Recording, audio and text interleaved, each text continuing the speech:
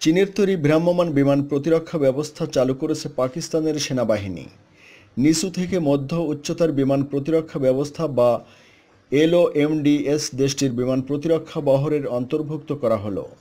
এতে দেশটির বিমান সক্ষমতা আরও এক ধাপ বাড়বে বলে পাক সেনাবাহিনীর জনসংযোগ পরিদপ্তর বা আইএসপিআর এর বিবৃতিতে উল্লেখ করা হয়।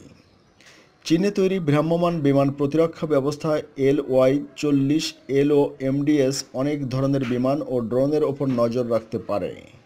চীনে তৈরি ভ্রাম্যমাণ বিমান প্রতিরক্ষা ব্যবস্থা LY-40 এলওএমডিএস অনেক ধরনের বিমান ও ড্রোনের ওপর নজর রাখতে পারে। দীর্ঘ পাল্লার এই ব্যবস্থার মাধ্যমে নিচু বা মধ্য উচ্চতা দিয়ে উড়ে আসা অনেক ধরনের বিমান ধ্বংস করা সম্ভব। রাওয়ালপিন্ডির আর্মি স্টেডিয়ামে এক অনুষ্ঠানের মাধ্যমে LY-40 চালু করা হয়। এ অনুষ্ঠানে প্রধান অতিথি হিসেবে উপস্থিত ছিলেন পাক সেনাপ্রধান জেনারেল কামার জাভেদ বাজওয়া।